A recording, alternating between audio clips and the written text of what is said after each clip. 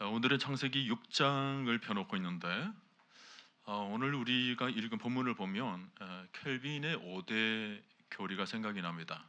인간의 전적인 타락, 전적인 부패, 선악과 사건 이후에 세상은 갈수록 죄악이 넘쳐나게 되고 마치 뱀에 물려서 온몸에 깊숙이 독이 퍼져나가는 것처럼 보이지 않는 마음의 생각까지도 모두 악하게 되었습니다. 처음 창세기 1장을 보면 하나님께서 세상을 어떻게 지으셨습니까? 말씀으로 지으시면서 그 지으신 것들을 보시며 심히 좋았더라 그랬습니다. 근데 인간의 죄의 독이 얼마나 무서운 속도로 퍼져나가는지 오늘 읽지는 않았습니다만 1절로 올라가서 보시면 사람이 땅 위에 번성하기 시작할 때에 그들에게서 딸들이 나니 하나님의 아들들이 사람의 딸들의 아름다움을 보고 자기들이 좋아하는 모든 여자를 아내로 삼은지라 그랬습니다. 소위 하나님께서 너무나도 아름답게 지은 인간을 하나의 성적 도구로 전락시키는 것입니다. 그래서 여호와께서 이르시되 나의 영이 영원히 사람과 함께 하지 아니하리니 이는 그들이 육신이 됨이라. 그러나 그들의 날은 120년이 되리라 하시니라 그랬습니다. 이때부터 인간은 영으로 지어진 그 모든 인간은 하나님의 영이 떠나가게 되었습니다. 그래서 육의 사람이 되는 거예요. 그래서 연수도 120년으로 짧아지게 되었습니다. 타락의 결과가 끊임없이 인간으로 하여금 구제할 수 없는 어둠 속으로 몰락해 간 것입니다. 자, 이 모습을 보시는 하나님 마음은 어떠했습니까? 오늘 보면 7절 끝을 보면 내가 그것들을 지었음을 한탄함이니라. 하나님은 마음을 잘 드러내시지 않으신 분이신데 얼마나 안타까우셨으면 한탄이라는 단어를 사용하십니다. 여러분, 이 한탄을 잘 묵상하십시오. 한탄은 지으신 것을 후회했다는 얘기가 아닙니다. 그보다는 이토록 타락해가는 모습을 보면서 몹시 원통해하며 슬퍼하셨다라는 것입니다. 그런데 사실은 이 한탄은 지금도 계속되고 있는 하나님 마음입니다. 노아 당시에 하나님 마음이 얼마나 아프셨는지 그 슬픔을 안고 그 지으신 모든 것을 지우기로 작정하신 것입니다. 그게 바로 여러분들이 잘 아시는 노아의 홍수입니다. 아마 여러분들이 주일학교 때부터 가장 많이 들었던 얘기 중에 하나가 바로 노아의 홍수 얘기를 빼놓을 수 없을 거예요. 오늘 그 얘기가 어떻게 시작되었는지를 알려주고 있는데 사실 홍수가 일어나기 전에 하나님이 노아에게 보여주신 것이 무엇입니까? 그 시대에 대한 기회예요. 하나님은 죄를 짓는다고 곧바로 심판하시지는 않습니다. 노아로 하여금 방주를 120년 동안 짓게 하십니다. 하나님의 자비와 긍휼이 얼마나 무궁하신가를 보여주시는 거죠. 120년 동안 심판을 즉시로 하지 않고 오래도록 참으시고 기다리시면서 끊임없이 회개하고 돌아오라. 거대한 방주를 모든 사람들이 다 볼 수 있도록 산 위에 만드시고는 그 120년 동안 그것을 시청각 교재로 사용하셔서 계속해서 돌아오도록 하시는 것입니다. 여러분, 하나님은 심판보다 경고를 먼저 하십니다. 심판은 가장 마지막 선택이에요. 여러분, 이것을 잘 기억해야 합니다. 심판은 가장 마지막 인내의 끝에서 하는 것입니다. 지금도 마찬가지입니다. 하나님이 얼마나 오래 기다리시는지. 경고가 길어지기 때문에 사람들이 오해를 합니다. 다 거짓말이라는 거예요. 아무 일도 일어나지 않을 거라고 생각을 하는 거죠. 멸망의 직전까지 가면서도 전혀 깨닫지 못하는 그 영적 둔감성, 불감증입니다. 여러분 기억하세요? 예수님의 재림이 아직도 일어나지 않는 것은 더딘 것이 아니라 기다리시는 것입니다. 오늘 이 시대에도 하나님의 경고를 경고로 받을 줄 아는 사람이 복이 있습니다. 여러분, 지금 여러분의 귀에 하나님 말씀이 들려지고 있다면 굉장히 영적으로 좋은 상태입니다. 여러분 스스로가 자가 진단을 해보십시오. 요즘 하나님 말씀이 내 귀에 들려지고 있다. 성경을 읽어도 깨달아지고 있다. 전에는 그냥 지나가 버렸는데 요즘은 듣고 나면 그 말씀이 내 귀에 또 내 마음에 남겨져 있다. 지금 굉장히 좋은 상태입니다. 자, 죄악의 사람들, 그 사람의 죄악이 세상에 가득했던 것과 그로 인해 하나님이 근심하는 장면에 이어서 성경은 어둠과 대조되는 하나님의 빛을 기록해 줍니다. 여러분 8절을 다시 보세요. 그러나 노아는 하나님께 은혜를 입었더라. 여러분 이 장면이 머릿속에 그려지십니까? 지금 사방은 온통 암흑과 어둠으로 덮여져 있는데 또 한쪽에는 마치 핀라이트 조명이 비춰지는 것처럼 빗줄기로 하늘에서 내려와서 노아 한 사람에게 비춰지고 있는 것입니다. 참고로 5절 끝부분을 보면 악인들에 대해서는 그냥 보셨다예요. 반면에 노아를 바라보는 것과 관련해서는 좀 다릅니다. 우리 한글 성경에는 이게 잘 나타나 있지는 않지만 영어 성경이나 또 히브리 원문에서는 그렇게 기록되어 있어요. 여호와의 눈에 담았다, 그렇게 기록하고 있습니다. In the eyes of the Lord, 그렇게 기록되어 있어요. 사람들이 많은데 그 중에 하나님의 눈에 유독 들어왔다라는 것입니다. 눈에 들어왔다라는 것은 마음에 가는 것입니다. 하나님의 눈이 노아를 향해 있는 것입니다. 지금 사방에는 폐역한 어둠불입니다. 11절 부분부터 여러분 쭉 보세요. 그때 온 땅이 하나님 앞에 부패하여 포악함이 땅에 가득한지라. 하나님이 보신즉 땅이 부패하였으니 이는 땅에서 모든 혈육 있는 자의 행위가 부패함이었더라. 온통 부패와 포악함 뿐인 세상에서 노아에게만 하나님의 은혜가 내려지고 있는 것입니다. 여러분 믿음의 비밀이 바로 이런 것입니다. 모든 시대에 구원받는 사람들에게는 하나님의 눈빛이 그에게 비춰지고 있는 것입니다. 지금도 우리가 하나님을 앉아서 바라보고 있는 것 같지만 실은 하나님이 먼저 우리를 바라보고 계셨던 것입니다. 우리의 의지를 넘어선 하나님의 놀라운 비상적 간섭이 지금도 일어나고 있는 것입니다. 그래서 결국은 우리의 구원을 이루시는 분은 우리 자신이 아니라 하나님이시라는 것을 알게 되는 것입니다. 여러분 믿음은 전적인 하나님의 은혜입니다. 내가 믿고 싶어서 믿는 것이 아니라 하나님이 은혜의 빛을 비춰주셔서 내가 그 빛을 받게 된 것입니다. 한번 생각해 보세요. 당시 많은 사람들이 노아가 공사하는 모습을 보았을 것입니다. 방주는 대략 길이가 134m, 넓이가 22m, 그리고 높이가 14m 정도 되는 아주 어마어마한 배입니다. 무게만 하더라도 14,000톤 되는 그런 정도의 규모죠. 이 거대한 공사가 어찌 한 가족의 기술과 노동력으로 가능했겠습니까? 불가능했겠죠. 때로는 노아의 작업을 돕는 사람이 있었지 않겠습니까? 안 믿는 사람들하고 같이 일하는 거예요. 방주를 같이 지으면서도 그러면서도 그 방주에 전혀 관심이 없는, 그 안에 전혀 들어가지 않는 사람들, 그러면서도 그 사람들의 말에 현혹되지 않고 묵묵히 믿음의 길을 걸어가고 있는 노아. 이 양자의 모습이 아이러니죠. 여러분 은혜란 무엇입니까? 아무런 받을 자격이 없음에도 불구하고 하나님의 편에서 일방적으로 베풀어 주시는 호의가 은혜입니다. 전적으로 하나님 편에서 일방적으로 베풀어 주는 그런 사랑과 자비하심이죠. 우리의 행위로 하나님이 평가하신다면 그 누구도 살아남을 사람이 없습니다. 노아도 마찬가지였습니다. 그래서 은혜란 우리 편에서 붙잡고 있는 것보다 하나님 편에서 강력하게 붙잡고 있음을 우리가 항상 기억해야 합니다. 아무리 노력해도 인간은 한계가 있어요. 마치 옥상에서 아이가 떨어지려는 순간에 아이가 어른을 붙잡고 있으면 위험하지만 어른이 위에서 아이의 손을 붙잡고 있다면 상황이 달라지는 것과 마찬가지입니다. 우리가 예수님을 믿게 된 것도 하나님의 은혜입니다. 우리가 지금까지 유일하게 그 믿음 안에서 거하게 되는 것도 하나님께서 우리를 붙잡아 주시기 때문입니다. 이 어둠의 세상 속에서 내가 그래도 하나님을 바라보게 되고, 세상에 믿지 않는 사람들은 그렇게 많은데 그 속에서 끝까지 내 믿음을 지켜나가며 지금 살고 있는 것, 전적인 하나님의 은혜입니다. 시편 1편에서 복 있는 사람이 어떤 사람입니까?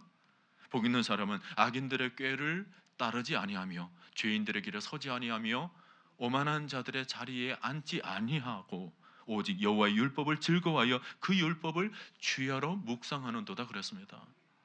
우리 주위에서 우리를 넘어뜨리는 악인들이 얼마나 많습니까? 또 우리를 유혹하고 비방하면서 죄악의 길에서 우리를 주눅들게 만드는 사람들이 얼마나 많습니까? 세상에서 믿으려면 자기 주먹을 믿으라고 오만한 태도를 가지고 있는 사람들도 또 얼마나 많습니까? 그런 틈바구니 속에서 그 길을 따르지 않게 되는 것이 복인 것입니다.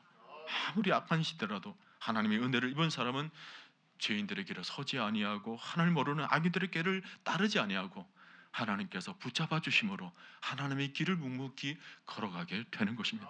저는 이 은혜가 지금 여러분들에게 한없이 부어지고 있는 줄로 믿습니다. 그러나 노아는 하나님께 은혜를 입었더라. 구원을 위하여서 노아에게 부어주신 그 은혜가 오늘날에는 예수 그리스도의 보혈로 말미암아 더 강력한 은혜로 오늘 여러분들에게 부어지고 있음을 믿으시기를 바랍니다. 히브리서 11장을 보면 노아에 대한 말씀이 나오는데 오늘 주보 표지에도 기록을 해놨습니다. 거기 보면 노아의 삶을 압축하고 압축해서 히브리서에서는 딱 한 절로 요약하고 있는데 히브리서 11장 7절 말씀 우리 다 같이 한 목소리로 읽도록 하겠습니다. 시작.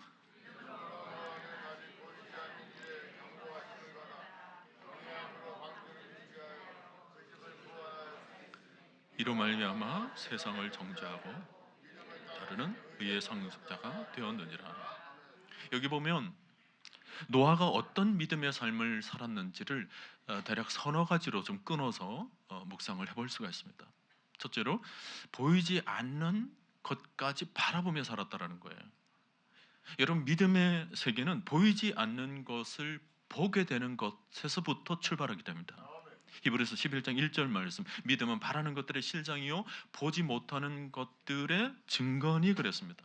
보지 못하는 것들을 보게 되는 것이 바로 믿음이라는 거죠. 여러분 세상 사람들은 늘 보는 것이 제한적이죠. 눈에 보이는 것만 생각하고 손에 잡히는 것만 가지고 판단을 하고 그 육신의 오감에 갇혀서 그 안에서만 맴돕니다. 그런데 믿음을 가지게 되면 이렇게 보는 눈이 달라지는 거예요. 이 세상에는 우리가 생각하고 판단할 수 있는 것들만 있는 것이 아닙니다. 하나님이 이루어 가시는 놀라운 일들이 있는 거죠. 지금도 하나님이 일하고 계십니다. 역사를 진행하고 계시는데 그런 것은 우리의 오감으로 보는 것이 아니라 믿음으로 보게 되는 것입니다. 그래서 우리가 신앙생활을 하면서 가장 중요한 것이 뭐냐면 하나님 세계에 대해서 우리의 눈이 열려지는 것입니다. 보이는 현실이 아니고 이 현실이 아무리 화려하든지 혹은 바닥을 치든지 보이는 현실에 내 인생이 좌우되지 않고 보이지 않는 세계에 내 인생이 달려 있다는 사실을 아는 것, 이것이 다른 인생을 살아가게 만드는 비밀인 것입니다. 여러분 하나님은 믿음을 가진 사람들에게 보이지 않는 세계, 즉 미래의 환상을 보여주시는 것입니다. 마치 월트 디즈니가 플로리다 그 먹이가 득실 거리는 그 습지 위에서 장차 세워질 어린이 동산을 미리 바라보았던 것처럼 하나님의 사람들에게는 이 시대 가운데에서도 하나님이 이루어 가시는 그런 꿈을 미리 보여주시고 낙심 가운데서도 회복해 만들어 주시는 그런 미래를 보여주시는 것입니다. 실패 가운데서도 다시 일어설 수 있는 그런 희망을 보여주시죠. 절망 가운데서도 다시 새롭게 될 수 있는 그런 빛을 보여주시고 이 땅 가운데서도 거룩한 성이 보여지고 새 예루살렘이 보여지고 하나님의 보좌를 보여주시고 그래서 그것을 바라보면서 기뻐하고 즐거워하며 감사하며 찬송을 부를 수 있는 은혜, 오늘 여러분들에게 이 은혜가 충만하게 부어지게 되기를 축원합니다. 또 계속 히브리서 11장 7절 말씀을 보면 중간 부분에 노아는 하나님의 경고하심을 받아 경외함으로 방주를 준비했다 그랬죠. 노아에게는 하나님에 대한 경외함이 있었다라는 것입니다. 경외한다는 것은 하나님이 살아계신다는 것을 확실히 믿었다라는 거예요. 그의 실제로 존재하신 분이시기 때문에 그분 앞에서 늘 경외함이 있었어요. 남들은 전혀 의식하지 않았지만 노아는 늘 하나님 앞에 서 있다라는 이 코람데오가 살아 있었던 것입니다. 그리고 그 코람데오는 결국 하나님의 경고의 말씀을 늘 받아들이는 태도로 바뀌죠. 경외함으로 하나님의 경고를 받아들였다. 여러분 잠언 17장 23절을 보면 여호와를 경외하는 것은 사람으로 생명에 이르게 하는 것이라. 경외하게 하는 자는 족하게 지내고 재앙을 당하지 아니하느니라 그랬습니다. 하나님을 경외하지 않는 사람들은 하나님 말씀을 무시합니다. 주 예수 그리스도를 믿으라. 그러면 너와 내 집이 구원을 얻으리라. 예수 그리스도께서 곧 다시 오실 것이다.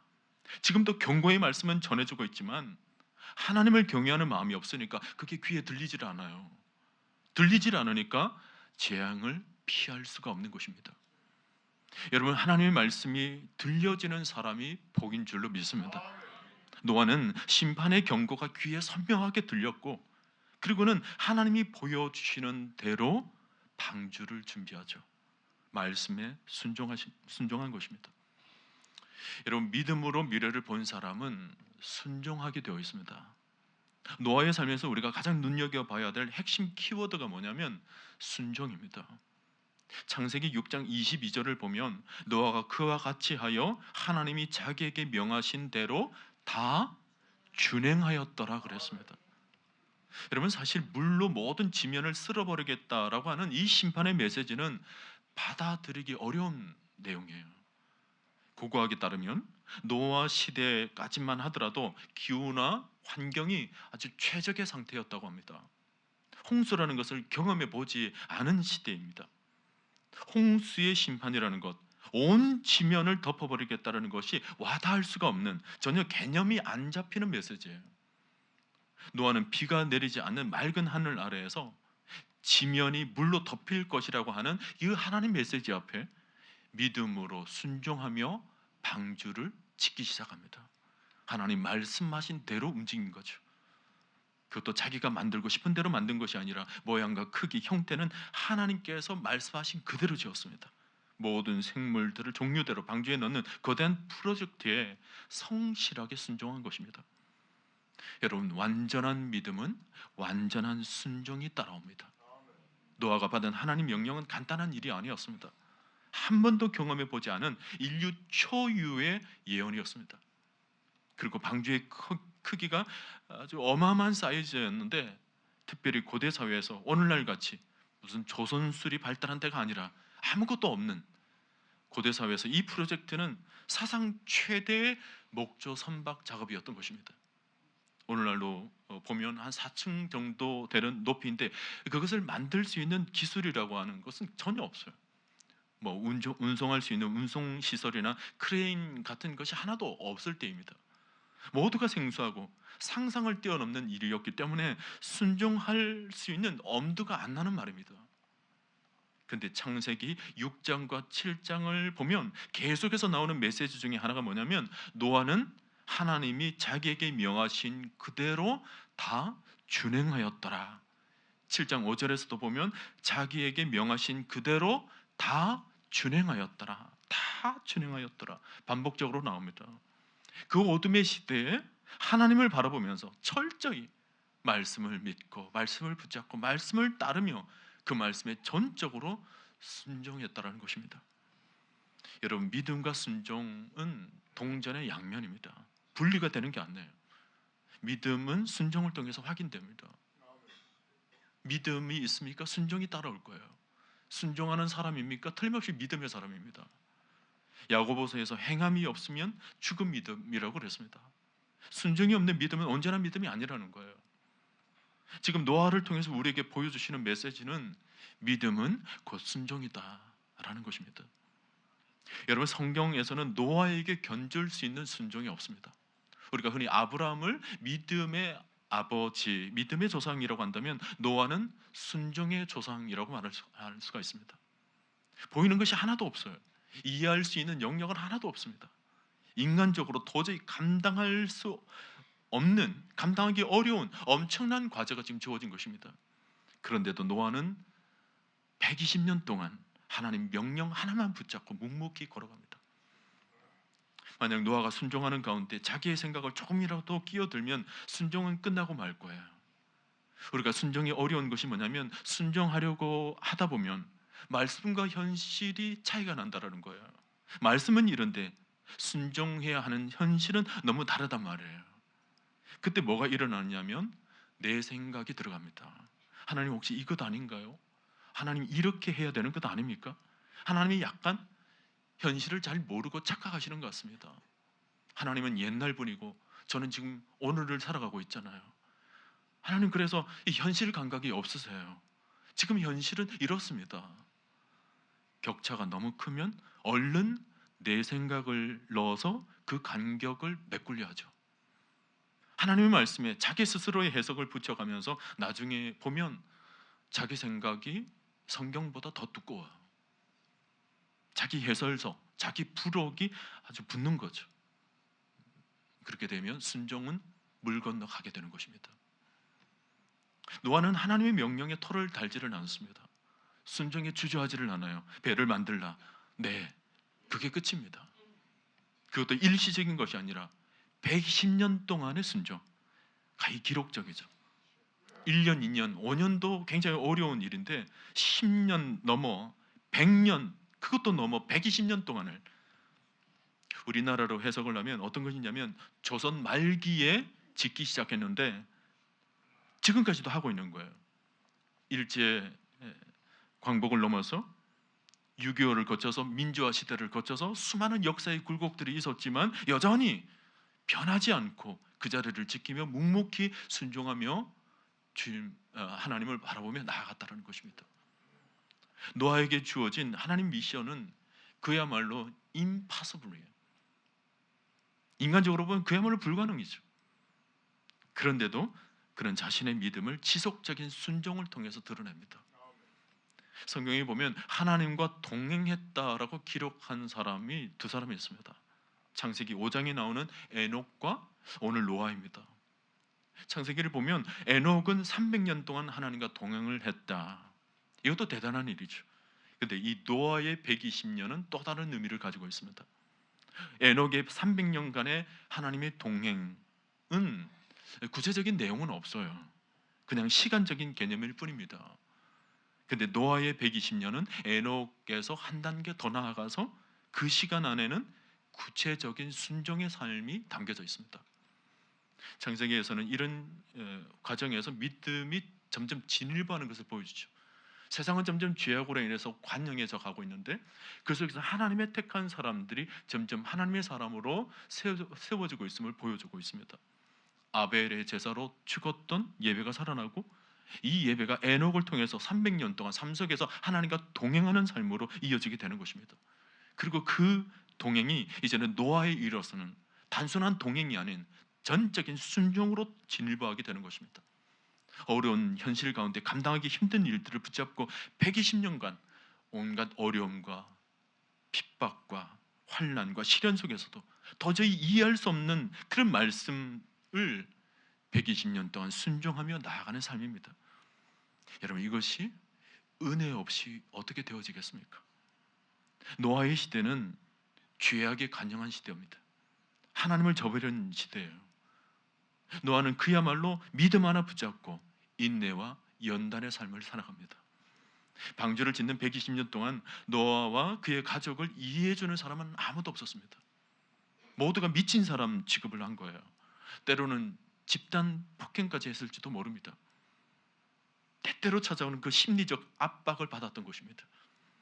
외톨이가 된다는 것은 굉장히 감당하기 어려운 일입니다. 믿음의 삶은 시련을 거칩니다. 그러나 시련을 통과하면 진정한 믿음이 되는 것입니다. 잠언 17장 3절 말씀, 도가니는 은을, 풀무는 금을 연단하거니와 여호와는 마음을 연단하시느니라. 로마서 5장 4절, 인내는 연단을 연단은 소망을 이루는 줄 알미로다. 인내와 연단은 아무나 감당하는 것이 아니라 하나님의 은혜를 입은 사람들이 감당하게 되는 것입니다. 여러분 믿음의 삶에는 간간히 시련이 찾아올 때가 있습니다. 시련이라는 것은 미래를 보지 못한 세상에서 미래를 본 사람이 가지는 피할 수 없는 테스트예요. 미래를 본 사람은 언제나 소수입니다. 다수는 전혀 미래를 보지 못한 상황이에요. 그래서 미래를 본 사람은 미래를 보지 않은 그런 세계 안에서 왕따를 당하기 쉽습니다. 그래서 믿음의 사람들이 종종 왕따를 당해요. 그러나 믿음의 길을 걸어갈 때 찾아오는 외로움을 두려워해서는 안 됩니다. 지금까지 왕따를 당해 보신 분들, 믿음 생활하다가 믿음 때문에 어려움을 당하신 분들, 오늘 말씀을 통해서 위로를 받으시기를 바랍니다. 우리는 그래도 교회 주일날 교회 나오면 믿음 생활을 같이 할 수 있는, 또 같이 하고 있는 동지들이 있다는 것에 힘이 되고 위로가 됩니다. 또 순모임에 들어가면 함께 아픔을 나누면서 서로를 위해서 기도할 수 있는 그런 영적인 힘을 얻죠. 근데 노아는 그런 사람들이 전혀 없는 상태에서 혼자 지금 집단 왕따를 당하는 것입니다. 그것도 120년 동안. 어쩌면은 온 인류적 왕따로 살았던 것입니다. 여러분, 성경을 가만히 보세요. 믿음에 사는 사람들, 믿음으로 사는 사람들은 언제나 어려움을 겪을 때가 많은데, 구약의 선지자들을 보면 예외 없이 그 문화 속에서, 그 시대와 환경 속에서 핍박을 당하며 살았습니다. 아무도 그를 맞아주지를 않는 거예요. 신약에서 마리아가 어린 나이에 성령으로 잉태되었다는 소식을 천사를 통해서 들었을 때가 그랬습니다. 어린 소녀가 받아들이기에는 힘든 얘기예요. 인류 역사에서 한 번도 경험해 보지 않은 얘기입니다.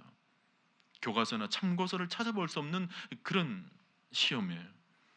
처녀가 아이를 낳는다는 것은 누구도 납득하거나 혹은 남에게 쉽게 설명할 수도 없는 얘기입니다. 확실히 왕따감이에요. 왕따 정도가 아니라 그 문화 속에서 돌을 맞아 죽을 수도 있는 얘기였습니다. 바울도 외로운 길을 걸어갔습니다. 종교개혁 시대의 마틴 루터도 마찬가지였습니다. 믿음의 사람들은 언제나 그 시대 속에서 비난과 모함을 받을 때가 많았습니다. 사람들이 온전히 이해하지를 못해요. 때문에 믿음의 순례길을 걸어가는 사람들은 모두 외롭기로 결단해야만 했던 것입니다. 오늘 우리 시대에도 하나님 말씀을 잘 깨닫지 못하고 있는 시대입니다. 오늘 우리 시대는 노아의 시대와 너무 닮아져 있습니다. 너무 비정상적인 얘기를 많이 듣다 보니까 그냥 그러려니 생각할지 모르는데, 여러분, 지금 세상은 많이 뒤틀려져 있습니다. 소돔과 고모라 그 이상이죠. 신문지상에 떠오르는 얘기들을 가만히 보십시오. 이미 도를 넘었습니다. 죄악의 도가 흘러 넘치고 있죠. 동성애와 마약, 지금도 어느 나라의 한 도시는 이것이 합법화되어서 온 도시의 전역에 동성애자들이 얼마나 많아지고 있는지 모릅니다. 악이 찰대로 찬 거예요. 악독의 시대입니다. 세상은 지금 정상이 아니에요.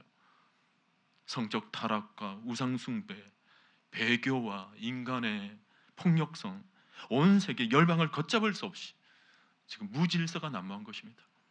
이전에 상상할 수 없었던 죄악들이 지금 너무나도 자연스럽게 흘러 넘치고 있는 것입니다. 자, 여러분, 이런 세상에서 우리에게 필요한 것은 오늘 노아와 같은 삶입니다. 사랑하는 성도 여러분, 오늘 여러분들이 이 시대를 어떻게 사시겠습니까?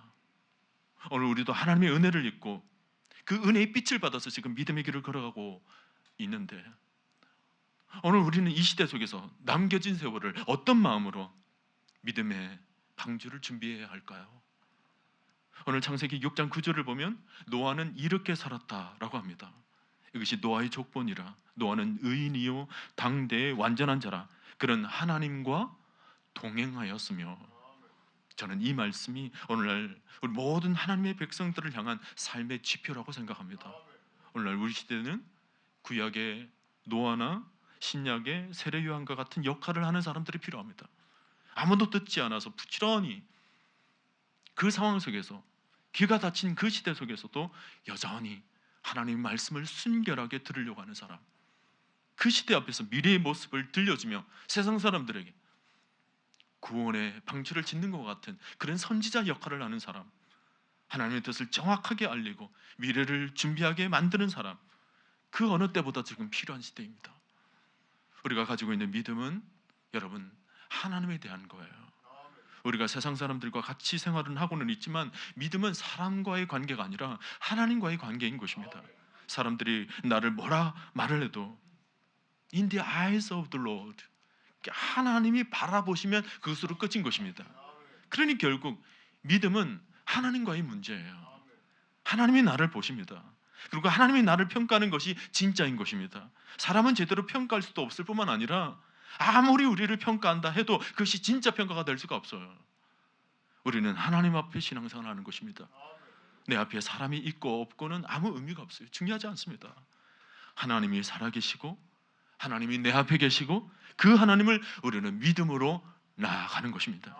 세상이 아무리 죄악으로 모든 사람이 망가져 가고 있고 그런 상황 속에서도 깨어있는 단 한 사람이라도 있기만 한다면 하나님은 그 사람을 통해서 그 시대에 하나님의 말씀이 흘러가도록 만드실 것입니다.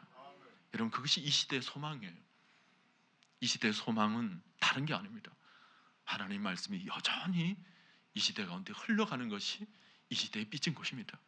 오늘 노아는 그 시대에 오랜 믿음의 연단이 아무리 외롭고 고통스럽더라도 어제 하나님의 신실하신 그 성품을 믿으며 하나님 말씀에 절적인 순종과 그리고 인내함으로 하나님과 동행하며 살았습니다. 오늘도 하나님은 이 시대 속에서 하나님의 뜻을 준행할 신실한 하나님의 백성을 찾고 계십니다. 하나님 마음을 이해하는 사람, 이 시대의 죄악에 물들지 않고 오로지 하나님 말씀을 들으며 두렵고 떨림으로 주의 구원을 이루어 가는 사람, 저는 오늘 여러분들이 하나님이 찾으시는 그 한 사람이 되시기를 바랍니다. 이런 보이지 않는 것을 선명하게 바라볼 수 있도록 오늘 여러분 영적으로 믿음의 눈을 뜨시기를 바랍니다. 우리는 하나님의 시간과 하나님의 역사를 바라봐야 합니다. 그저 좁게 우리 살고 있는 그 육신의 생명만 이어져가고 있는 이 짧은 시간만 여러분 바라보지 마시고 알파와 오메가 되시는 영원부터 끝이 되시고 모든 그 시간을 광활하게 통치하시는 그 하나님의 세계를 오늘 여러분 바라볼 수 있기를 바랍니다. 하나님은 제한적으로 지금 참으시는 이 때를 지금 보내고 계시는데 이런 상황 속에서 우리는 깨어 있어야 합니다. 번성해가는 그 현대 문화와 문명의 그 화려함에 우리가 마음과 정신을 팔려서는 안 됩니다. 현대 도시 문명 뒤에 드리워진 그 어두움은 우리가 영적으로 똑똑히 바라보며 살아가야 되는 거죠. 여러분, 초림과 재림은 다릅니다. 처음 예수님이 오셨을 그 초림은 사람들을 구원하기 위해서 오셨습니다. 근데 재림은 달라요. 재림은 심판하기 위해 오시는 것입니다. 마지막 끝인 것입니다. 주님이 오시면 이게 끝이 나는 거예요. 오늘 우리가 지금 살아가고 있는 시대는 그 중간 사이에 마지막 언저리를 지금 살아가고 있는 것입니다. 오늘날 우리의 회복할 신앙은 종말론적인 신앙입니다. 예언자적인 영성과 순교자적인 그런 믿음을 가지고 하나님의 거룩한 신부가 되어서 주의 길을 예비할 그런 사람들이 되어야 되는 거죠. 저는 우리 길동교회 공동체가 이 종말론적인 시대에 예언자적인 사명을 감당하고 그리고 무엇보다도 순교자적인 영성을 가진 마지막 시대의 마지막 주자로 쓰임받는 하나님의 공동체가 될 수 있기를 바랍니다. 순결한 그리스도의 신부로 참된 믿음을 가진 그런 노아나 세례 요한과 같은 그런 역할을 우리 공동체가 이 시대 가운데 감당하며 나아가기를 원합니다. 오늘날 우리가 기도해야 할 것이 뭐냐면 하나님, 우리의 믿음을 순결하게 하여 주옵소서. 내가 가지고 있는 믿음이 진짜여야 한다는 것입니다. 이 시대에 내가 정말 믿는 사람인가? 내가 정말 하나님의 사람인가? 무섭도록 세속화되어 가고 있는 이런 시대 속에서 영적으로 깨어서 주님을 맞이할 수 있는 그리스도의 참 신부가 되어야 된다는 것입니다. 그러고 난 뒤에 또 필요한 기도는 하나님, 이 악한 시대에 노아처럼 살게 하여 주옵소서. 온전한 믿음과 온전한 순종으로 구원의 방주를 지으며 거룩한 하나님의 심판을 세상 가운데 알리는 거죠. 오늘 하나님이 부어주시는 은혜로 참 믿음을 준비하는 여러분들이 되시기를 바랍니다.